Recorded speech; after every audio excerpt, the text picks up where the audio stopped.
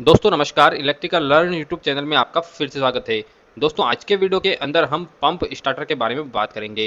इस वीडियो के अंदर मैं आपको बताऊंगा कि 3 फेज स्टार्टर के अंदर सिंगल फेज मोटर के कनेक्शन किस तरीके से करे जाते हैं। उसके साथ ही इस स्टार्टर के अंदर रिले में कौन कौन से फंक्शन होते हैं, रिले किस तरीके से काम करती है, उसके बारे में भी हम डिस्कस करेंगे। तो फ्रेंड्स इस वीडियो के लास्ट तक बने रहिए और इस वीडियो को शेयर करना ना भूलें। अब स्टार्ट करते हैं दोस्तों। तो फ्रेंड्स आप देख सकते हैं यहाँ पर हमने हेवल्स का मोटर स्टार्टर लिया है। इस स्टार्टर की वोल्टेज रेटिंग 415 वोल्ट है। उसके साथ ही यह 50 हर्ट्ज पर काम करता है। इसके अंदर जो कॉन्ट्रैक्टर लगा है उसकी रेटिंग 20 एम्पियर है। स्टार्टर के अंदर ओवरलोड रिले लगी हुई है, उसकी रेटिंग 3.8 एम्पियर से लेकर 6 एम्पियर तक है।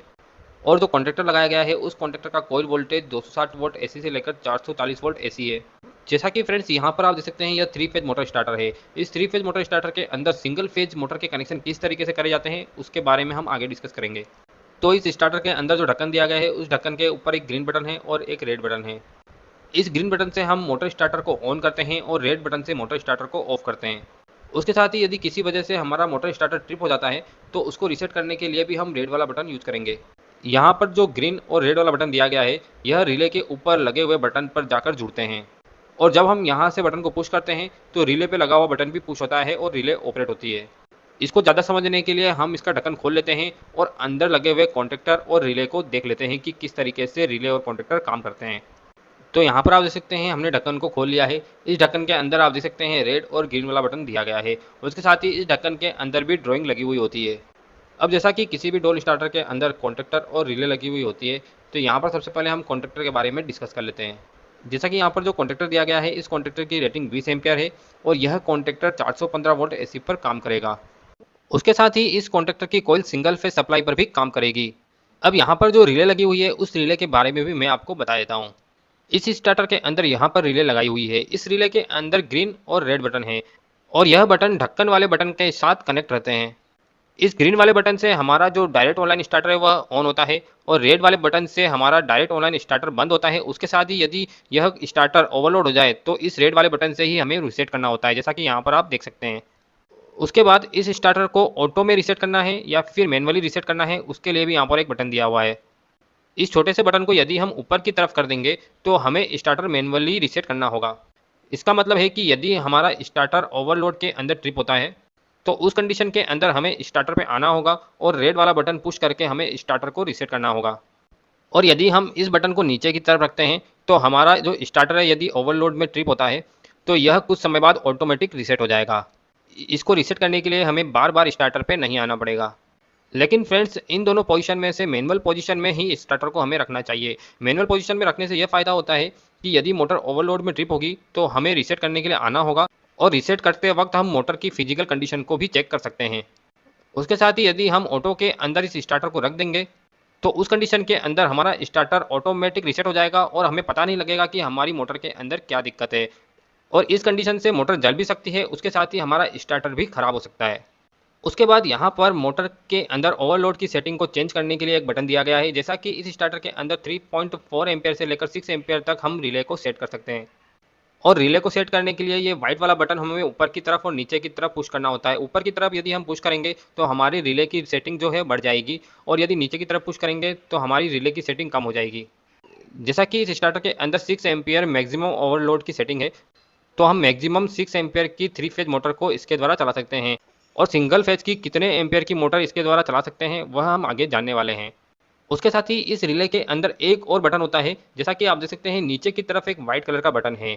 इस रिले को यदि हमें टेस्ट करना है तो हम इस बटन को दबाकर चेक कर सकते हैं कि हमारी रिले ट्रिप हो रही है या नहीं हो रही है। इस बटन को यदि हम दाईं तरफ घुमाएंगे तो हमारी रिले ट्रिप हो जानी चाहिए और यदि रिले ट्रिप नहीं होती है तो हमें पता चल जाएगा कि रिले के अंदर कोई ना कोई दिक्कत है। अब हम जान लेते हैं कि इस स्टार्टर के द्वारा सिंगल फेज की मोटर कैसे कनेक्ट करी जाती है और कितने एम्पियर की मोटर को हम इसके द्वारा चला सकते हैं।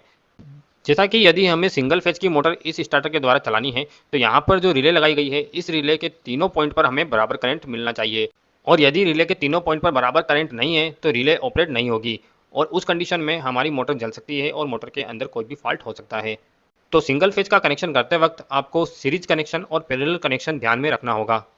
सीरीज कनेक्शन के अंदर आप 3.8 एम्पियर से लेकर 6 एम्पियर तक की कोई भी सिंगल फेज की मोटर इस स्टार्टर के द्वारा चला सकते हैं।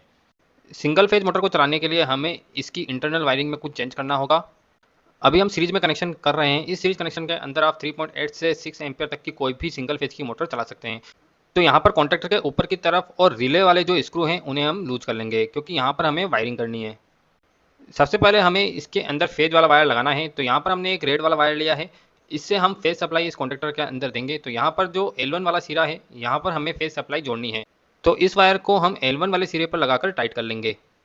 अब हमें इस तरह के 2 वायर की जरूरत पड़ेगी। इन वायर से हमें लूपिंग देनी है। तो रिले के नीचे की तरफ जो कॉन्टैक्ट हैं उनको हमने लूज कर लिया है। इस वायर का एक सिरा रिले के नीचे वाले कॉन्टैक्ट पे लगाएंगे और इसको टाइट कर लेंगे। 3 फेज मोटर के अंदर इन्हीं 3 कॉन्टैक्ट से हमें 3 फेज सप्लाई मोटर को देनी होती है, लेकिन यहाँ पर हम सिंगल फेज का कनेक्शन कर रहे हैं, इसलिए हमें इसके अंदर थोड़ा मॉडिफिकेशन करना है। तो यहाँ पर रिले के नीचे की तरफ हमने वायर कनेक्ट कर लिया है। अब इस वायर का दूसरा सिरा हमें कॉन्टैक्टर के L2 पॉइंट पर ले जाकर जोड़ देना है। तो यहाँ पर आप देख सकते हैं इस तरीके से हमें इस वायर को जोड़ देना है। यहाँ पर भी हमने वायर को लगा दिया है और स्क्रू ड्राइवर की सहायता से टाइट कर दिया है। अब हमने जो दूसरा वाला वायर लिया था उसे इस रिले के इस पॉइंट पर लगाना होगा और इस वायर का दूसरा सिरा हमें कॉन्टैक्टर के L3 पॉइंट पर लगा देना है। तो यहाँ पर हमने रिले के ऊपर वायर को लगा दिया है और इस कॉन्टैक्टर के L3 पॉइंट पर पहले से एक वायर लगा हुआ है, उस वायर को हमें निकालना होगा। तो यहाँ पर हमने उसको निकाल दिया है और इस रेड वाले वायर को इस L3 पॉइंट पर हम कनेक्ट कर लेंगे। तो L3 वाले पॉइंट पर हमने रेड वाला वायर लगा दिया है। अब हमारी मोटर से जो फेज वाला वायर आता है उस फेज वाले वायर को रिले के इस पॉइंट पर लगा देना है। रिले का जो तीसरा नंबर वाला पॉइंट है, आप देख सकते हैं अभी ओपन है, इस पॉइंट पर हमें मोटर वाला वायर लाकर जोड़ देना है। और ये ब्लैक वाला वायर जो हमने यहाँ से खोला था, इस वायर को दूसरी तरफ से भी हम खोल लेंगे। यहाँ पर आप देख सकते हैं रिले के ऊपर इस वायर को लगाया गया है, यहाँ से भी हम इस कंट्रोल वायर को खोल लेंगे। जैसा कि इस कॉन्टैक्टर के अंदर हमें सिंगल फेज सप्लाई देनी है, तो उसी के लिए हम ये मॉडिफिकेशन कर रहे हैं। तो यहाँ पर कंट्रोल सप्लाई के लिए हम न्यूट्रल लेके आ गए हैं। इस न्यूट्रल को हम रिले के इस पॉइंट पर लगा देंगे। रिले का ये 96 नंबर वाला पॉइंट है, तो इस पॉइंट पर हम वायर को लगा देंगे और टाइट कर देंगे। जैसा कि इस स्टार्टर के अंदर कॉन्टैक्टर में जो कॉइल लगी है वह सिंगल फेज के अंदर और 2 फेज दोनों में काम करती है। तो कॉन्टैक्टर को ऑन करने के लिए हमने यहाँ पर वायर दे दिया है। मोटर पर फेज तो हमने पहुंचा दिया है। अब हमें मोटर पर न्यूट्रल सप्लाई भी देनी है। तो न्यूट्रल सप्लाई हम मोटर पर डायरेक्ट दे सकते हैं। डायरेक्ट प्लग से न्यूट्रल सप्लाई मोटर के ऊपर हम ले जा सकते हैं, या फिर रिले के अंदर हमने जो ब्लैक वाला वायर लगाया है उसी ब्लैक वाले वायर से हम न्यूट्रल सप्लाई मोटर को दे सकते हैं। अब हम इसको ऑन और ऑफ करके देख लेते हैं कि हमारा जो कॉन्टैक्टर है वो वर्क कर रहा है कि नहीं कर रहा है। तो आप देख सकते हैं हमारा जो कॉन्टैक्टर है वो सिंगल फेज के अंदर वर्क कर रहा है। इस तरीके से कनेक्शन करके हम किसी भी सिंगल फेज की मोटर जिसकी रेटिंग 3.8 एम्पेयर से 6 एम्पेयर तक है उसको आसानी से चला सकते हैं। अब हम देख लेते हैं कि सिंगल फेज की मोटर चलाने के लिए पैरेलल कनेक्शन किस तरीके से किया जाता है। पैरेलल कनेक्शन के अंदर आप सिंगल फेज की कोई भी मोटर जिसकी रेटिंग 10 एम्पेयर से लेकर 18 एम्पेयर तक है उसको चला सकते हैं। तो पैरेलल कनेक्शन की वायरिंग भी मैं आपको बता देता हूँ। इसके लिए भी हम कॉन्टैक्टर के तीनों टर्मिनल्स को लूज कर लेंगे और रिले के भी तीनों टर्मिनल्स को लूज कर लेंगे। अब हमें इसके अंदर फेज सप्लाई देनी है। तो यहाँ पर हमने रेड वाला वायर लिया है। रेड वाले वायर को कॉन्टैक्टर के L1 वाले सिरे पर लगा देंगे और टाइट कर देंगे। यहाँ से हमारी फेज सप्लाई इस कॉन्टैक्टर के अंदर आ जाएगी। अब यहाँ पर हमने छोटे छोटे वायर लिए हैं। इन वायर को हमें इस कॉन्टैक्टर के ऊपर वाले जो सिरे हैं उनको लूपिंग करने के लिए यूज करना है। तो इन वायर के द्वारा हम L1, L2 और L3 तीनों टर्मिनल्स को आपस में लूप कर देंगे। यानी इन वायर के द्वारा इन तीनों टर्मिनल को हम आपस में शॉर्ट कर लेंगे और L3 वाले टर्मिनल पर जो कंट्रोल सप्लाई वाला वायर लगा है उसको हम निकाल लेंगे। उसी के साथ साथ उस वायर का जो दूसरा सिरा रिले पे लगा है उसको भी हम निकाल लेंगे। तो यहाँ पर आप देख सकते हैं हमने इस कॉन्टैक्टर के ऊपर तीनों टर्मिनल्स को लूप कर लिया है। इसी प्रकार हमें 2 और छोटे वायर की जरूरत पड़ेगी। इन वायर के द्वारा हम इस रिले के जो टर्मिनल्स हैं उसको लूप करने वाले हैं। तो यहाँ पर हमने जो रेड वाला वायर लिया है, इस रेड वाले वायर से हम इस रिले के तीनों टर्मिनल्स को आपस में लूप कर लेंगे। तो यहाँ पर हमने इसके तीनों टर्मिनल्स को लूप कर लिया है।